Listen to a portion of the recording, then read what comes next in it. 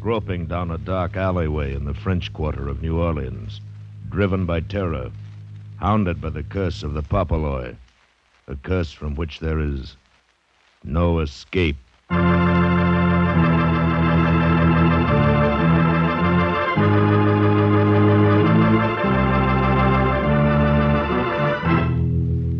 Escape. Produced by William N. Robeson and carefully contrived to free you from the four walls of today for a half hour of high adventure.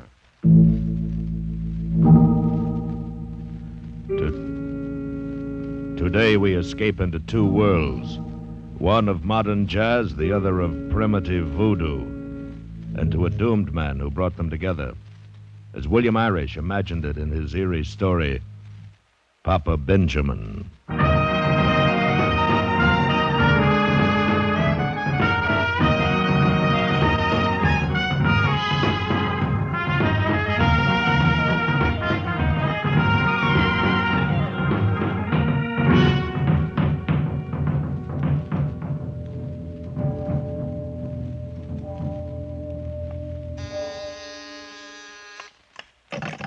New Orleans Police Department, 4th Precinct, Sergeant Tolliver speaking. Yeah? Yeah? Well, pick him up on a drunk 723. Right. Yes, sir. What can I do for you? Are you in charge here? Yeah. Hey, aren't you Eddie Block, the band leader? That's right. Hey, Joe, look who's here, Eddie Block. Well, never thought we'd get a visit from a big celebrity like you, Mr. Block. And at 4 o'clock in the morning. I suppose, though, this is just the shank of the evening for a big-shot orchestra leader. Oh, hell, what can we do for you, Mr. Block? I've just killed a man. You're kidding. I tell you, I've just killed a man. I guess you've been working too hard, Mr. Block. You're imagining things. Here's the gun. Look at it. Sit down, Block. Better have a drink of water. You'll feel better. No. I'm all right. Sarge? Yeah? This gun's been used all right. Smell. Wasn't an accident, Mr. Block? No. Who'd you use it on? Who was it? I don't know his name. They call him Papa Benjamin. Sounds like Yeah. A white man? No. He was a Negro. Well, now, in New Orleans... No. There was nothing like that. What was he doing to you? He was killing me. killing you. But how? Look at me. I used to weigh 200 pounds. I'm down to 102. Yeah, but how? How was he killing you? Would you believe in anything you can't see, can't hear, can't touch? Well... I've been to the biggest doctors in the world. If they don't believe me, how can I expect you to? They'll simply say I'm cracked and let it go at that. I don't want to spend the rest of my life in an asylum. Look, Mr. Block, you say he was a Negro named Papa Benjamin. Yes. An old man, 80, maybe 90. Skin and bones, he could hardly walk. And I shot him. You sure? You sure you killed him? Yes, of course. Where? I don't know exactly. In a little back alley in the Vieux Carré. Near Congo Square. Supposing you take us there. Can you do that? Then maybe we'll find out this is just a bad dream.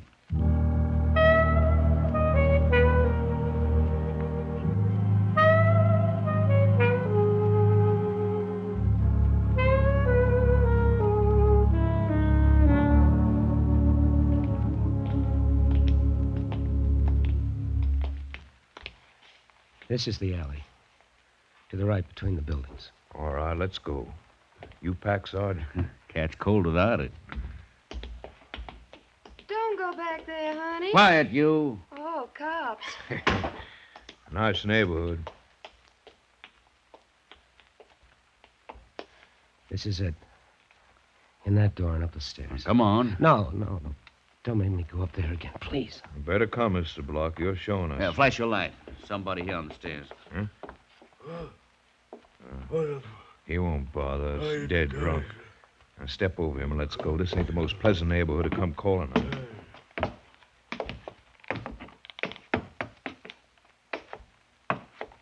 This it? Yes. In that door. Come on.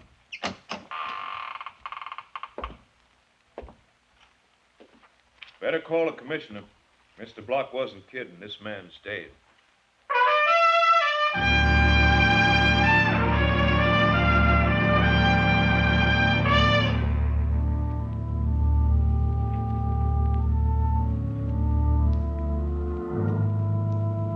But why? Why? Because he was killing me, Commissioner.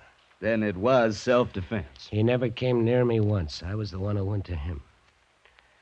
I offered him $3,000, $10,000, any amount, and he refused. I offered him my gun and asked him to shoot me with it to get it over with quickly and not to drag it out any longer. Then when he said no, you shot him. Yeah. So you can lock me up now. Mr. Block, do you think we want to hang a murder rap on you, one of the most popular celebrities in the United States? Use your head. I'm trying to find an out for you. He was killing me. An 80-year-old colored man who's so feeble he can't even go upstairs by himself, who has to have his food pulled up to him in a basket, is killing who? A stumblebum his own age? No. Mr. Eddie Block, the top band leader of America, who can name his own price anywhere, who has about everything a man can want. Tell me just one thing, Mr. Block. How was he killing you? By thinking thought waves of death that reached me through the air. Now, Mr. Block, you surely don't... You want to hush the whole thing up, don't you? No, Mr. Block, no. But I'm going to get the whole story. So you might as well start telling me from the beginning. All right. It began one night about 2 years ago. We were playing at Maxim's on Charles Street.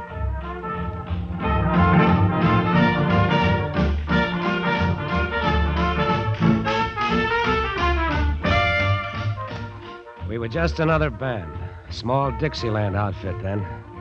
Eddie Block and his Chips. Judy Jarvis, my wife, did the vocals. But we weren't setting the world on fire. Business was so bad, I knew what to expect when I got a call from the manager one night after closing time. Come in.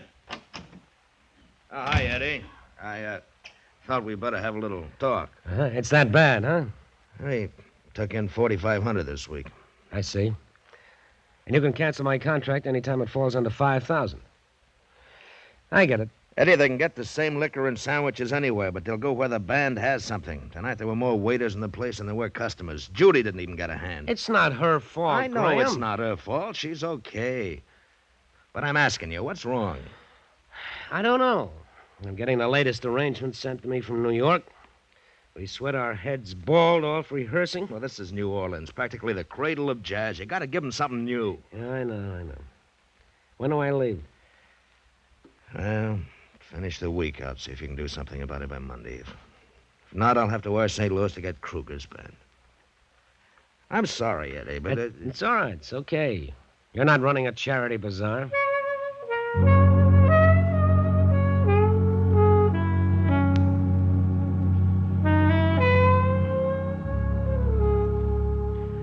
But I didn't feel so cocky about it.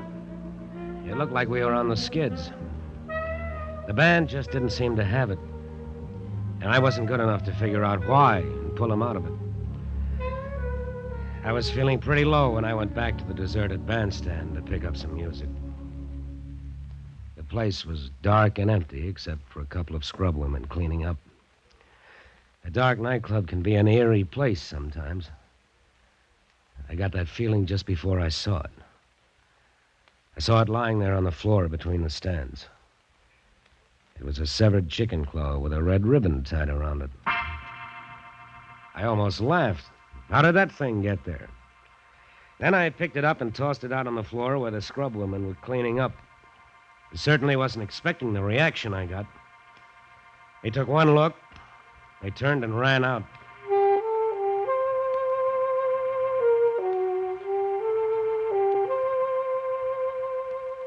I just recovered from that surprise and was bending down to pick up some music that had slipped to the floor when I heard someone come in. I guess I was pretty well hidden from view. Anyway, he didn't see me. It was Johnny Statz, my drummer. And he was acting funny, looking intently at the floor, searching for something. Suddenly, he spotted this chicken claw on the floor and grabbed it up with a terrific sigh of relief, stuffed it into his pocket, and walked out.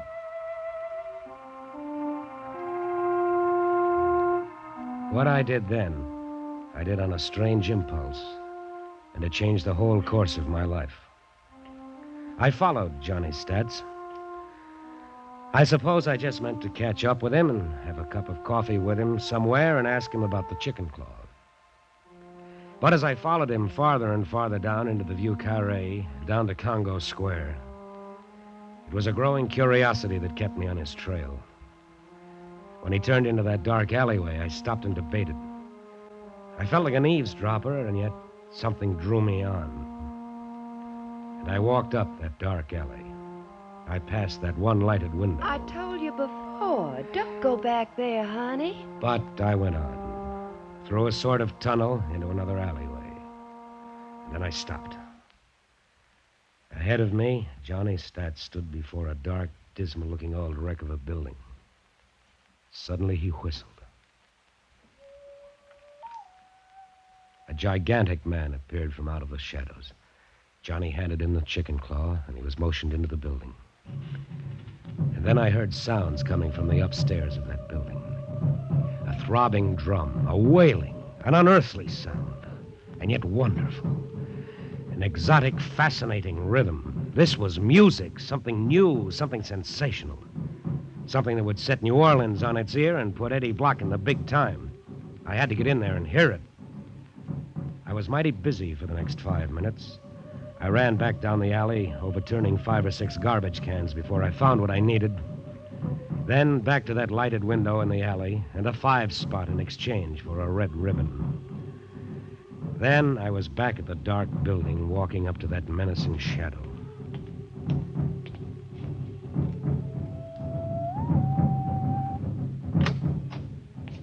Light up. Let me see your face. Okay. Easy with that knife. My ribs are tender. Your face never been here before. My friend, Johnny Stat's up there. He'll tell you. Mr. Johnny O'Franey asked you to come here? This chicken claw told me to come. Papa Benjamin sent you that? Certainly. You'll make me late. Papa Benjamin wouldn't like that. All right, go along here. First thing you know, all New Orleans will be come around here. I groped up the stairs, half expecting to feel his knife in my back. But I got to the top safely. Cautiously, I opened the door and slipped in.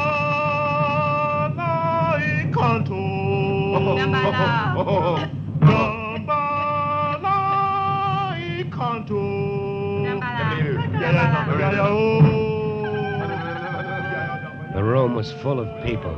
They were in such a state of frenzy I wasn't even noticed. I slipped into a corner and slid down by the wall, sitting on the floor. It was a sight I'll never forget. Wild, fantastic, hideous, revolting, fascinating. In the center of the room was an incredibly old man, naked to the waist, wearing a hideous mask and holding a live chicken. There was wild gestures, weird incantations, frantic dancing, and shouting and rolling of eyes, and there was blood. And always there was the chant. Nobody noticed me. After a moment, I took a piece of copy paper out of my pocket and began putting down the notes. It was wonderful, fantastic, and wonderful. In 10 minutes, I had it, and I'd seen enough for a lifetime of nightmares. I began to feel sick, and I wanted to get out. I started to stand up. Suddenly, the room went dead. Stranger is here. His bony arm stretched out straight from the shoulder, pointing at me like an arrow, and there was blood on it. What you do here? Papa Loy. I know this man. Let me find out. No one moved. There was no sound in the room as Johnny Stats came over and squatted beside me. You're in terrible trouble, Eddie. I don't know if I can get you out of it. What is this, Stats, and what are you doing here? There's no time to talk now. You've got to do something quicker. You'll be a dead man. Why? I'm in the very heart of New Orleans. They wouldn't dare. Listen, you've seen enough tonight. You know better. Eddie, there's only one way. What? Join. Become one of us. Oh, no. It's the only way, Eddie. I can't save you. And you'd better hurry up. Unless you do, you'll never get out of here alive. You know what this is, don't you? This is voodoo. Okay, sure. I'll join up. Why not? Oh, wait a minute, Eddie. There's a lot more to it than you think. Unless you're serious, it'd be better to get cut to pieces right now. Don't worry, I'm serious. All right. Papa Loy, his spirit wishes to join our spirits. The old man burned some feathers while the others watched silently. Then he nodded. Came out all right. He reads them. The spirits are willing. There were other things, rituals, ceremonies, another sacrifice. Then, after the chanting started again, they brought me the sacrificial bowl. I didn't have to be told what was in it. I I started to draw back. Drink, Eddie, drink, or they'll kill you on the spot.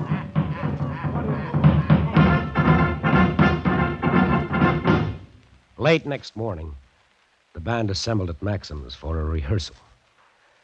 When Johnny Stats got there, he found another drummer sitting in his place. Naturally, he came to me. Hey, what's all this about, Eddie? I don't want any voodoo lover in my band, that's all. Stats, here's a check for 2 weeks' salary. So you're crossing him, are you? Brother, I wouldn't want to be in your shoes for all the gold in Fort Knox. Hell, if you mean that bad dream last night, and I haven't told anybody, and I won't, I'd be laughed at. I'm only remembering what I can use of it. The jungle is just trees to me. The Congo a river, and nighttime just a time for electric lights. Yeah, but this new number you're going to rehearse this morning. I said I'd remember what I can use. Listen, Eddie, that chant is sacred. Secret. It was secret. Eddie, don't do it. Look, here's a couple of C notes. Hand them these. That ought to pay my dues up from now to doomsday, and I don't want a receipt. And if they try putting poison in my orange juice, they'll end up in a chain It's gang. not that easy, Eddie. You're one of us now. Oh, get out. Okay. Goodbye, dead man.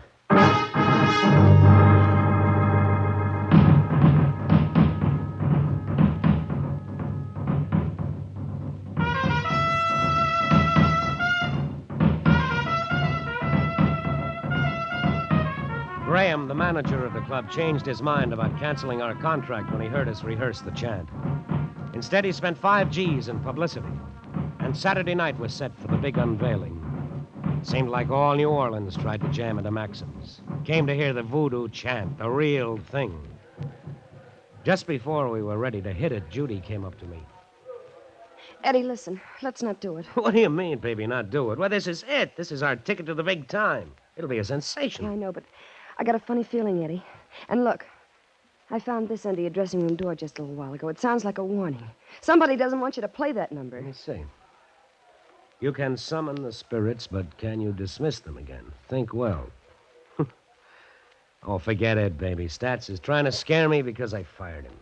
Ladies and gentlemen, All right, come on, let's go. They're waiting. Maxim's takes great pleasure in bringing you a historic moment in musical history. You're about to hear for the first time anywhere the voodoo chant, the age-old ceremonial rhythm no one but the initiated has ever heard before. This is the real thing, ladies and gentlemen, an accurate transcription. Not a note has been changed. So now, Eddie Block and his Chips present for the first time anywhere the voodoo chant.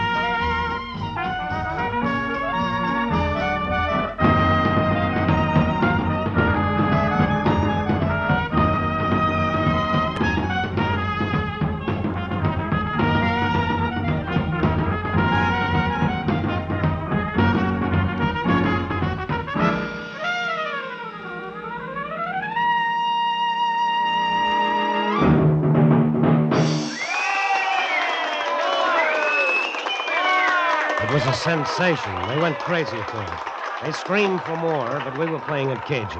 Once a night, that'd pack 'em in. After it was over, I went back to our dressing room. Judy got there before me. She was reading a newspaper somebody had brought in. Eddie, listen. Oh, baby, you were wonderful. We wowed 'em. We're in the money now. Yeah, Eddie, but... Boy, am I tired. I feel more tired than I've ever felt in my life. Nervous strain, I guess, huh? Let down? Eddie, look. Here in the paper. Oh, who cares about the paper now? Eddie. It's Johnny Stats. Hmm? He's dead. He drowned himself in Lake Pontchartrain this afternoon. 8. This afternoon? Well, then that note... It wasn't Johnny. Oh, Eddie, look. You can't blame yourself. Me? Oh, no, of course not, but... I think I know who to blame. What do you mean? Nothing. Eddie, why don't you lie down and rest for a few minutes? You look worn out. Yes, I am. I feel dead. Here. Let me take off your coat. Oh, be careful. What's the matter? I don't know. A funny thing. While I was waving the baton on the chat, I felt something, a sharp pain there in my back, like a pin or something stuck me. I don't feel anything there now. Maybe it slipped I down. don't know. Couldn't have been much. There. Now you just lie down. You'll feel better in a few minutes. You've been working too hard, Eddie. You should relax now and maybe take a few days off. Hey, Eddie, look here. Where'd this come from? What? It's a little doll. It was lying on the dressing table. Why, Eddie, it looks just like you. Let me see. Now, that's funny. Look, there in the back. There's a little pin sticking in the back. Yes. That's right where I felt the pain.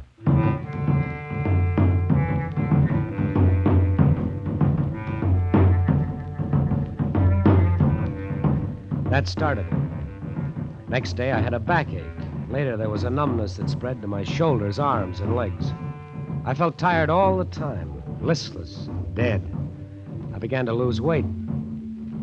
I couldn't get Johnny's stats out of my mind. He'd introduced me to them, vouched for me, and he'd committed suicide. He knew. He hadn't waited. I decided to get out of New Orleans. I went to New York, playing the chant, of course. I had to. It was my biggest asset now. But nothing changed. I was losing weight, from a husky 200 down to 160, and I couldn't sleep. Maybe if I put an ocean between. I took an offer in London, toured the continent, away a year. I was an international hit now, the biggest attraction in music. But I was down to 110, dying on my feet. The doctors couldn't figure it out. Reynolds in London told me. You're as normal, Mr. Block, as anyone I ever examined. You're so well balanced that you haven't even got that extra little touch of imagination most actors and musicians have. I guess that's true, Doctor. I'm just mediocre. And yet you might say my success is killing me.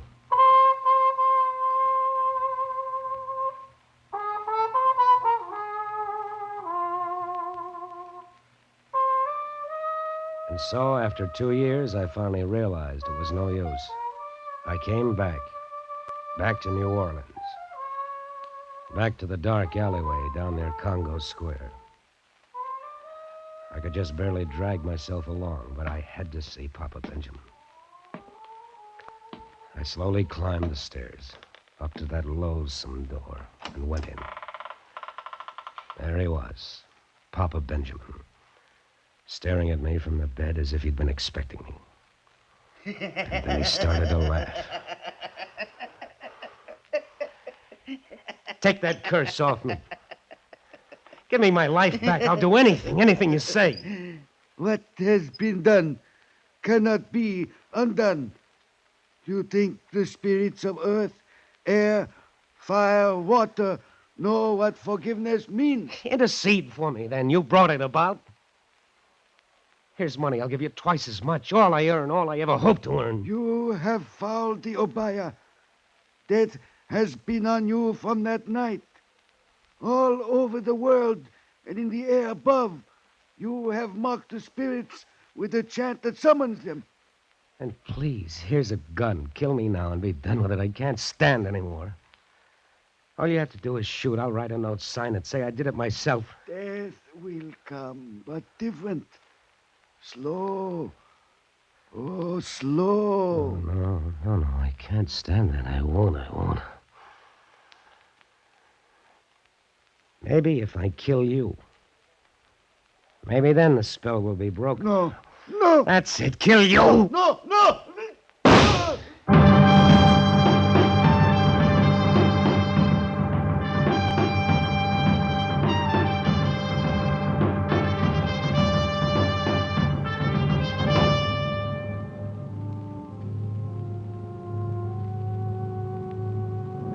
And that's all, Commissioner. Then I came here, the police station. You know the rest. Well? All right, Mr. Block. You don't believe me, do you? Yes, I believe you. Not about the curse, of course. That was your own mind. They planted the suggestion in your mind, and you did the rest. But it's plain that you killed in self-defense. Crazy kind of self-defense, but I think we can manage it. We'll try.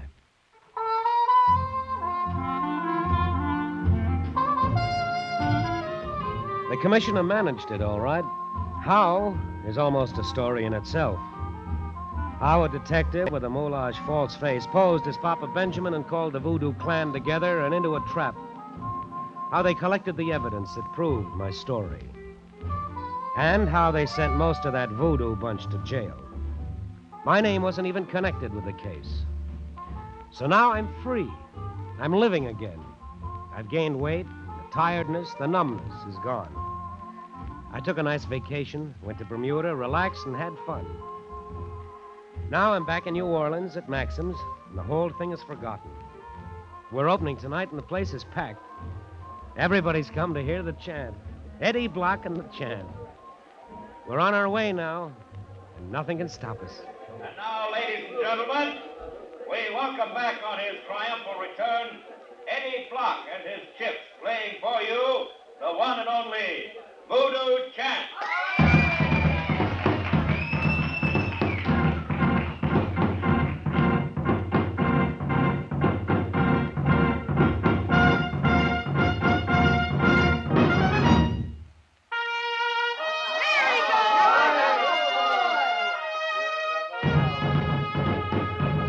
Look at them, Judy. They're eating it up.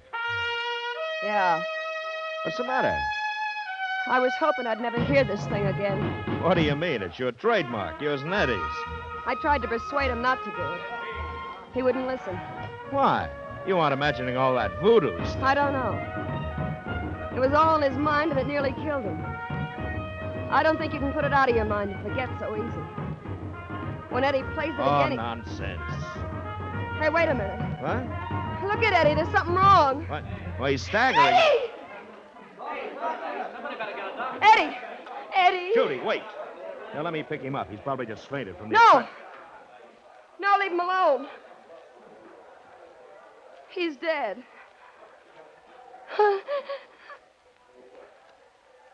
I guess Papa Benjamin won after all.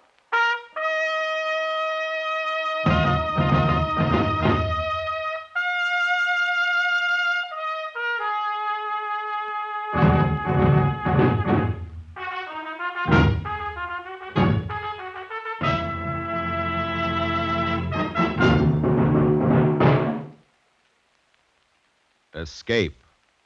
Produced by William N. Robeson and directed by Norman MacDonald. Today brought you Papa Benjamin by William Irish.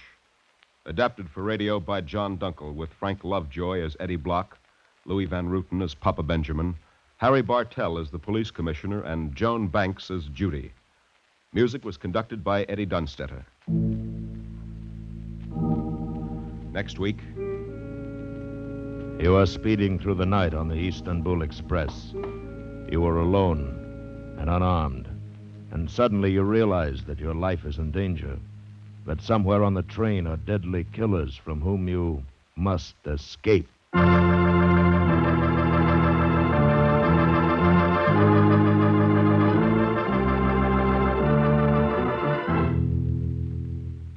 Next week, we escape with Harold Lamb's exciting adventure story, Three Good Witnesses. Goodbye, then, until this same time next week, when again we offer you Escape. This is CBS, Columbia Broadcasting System.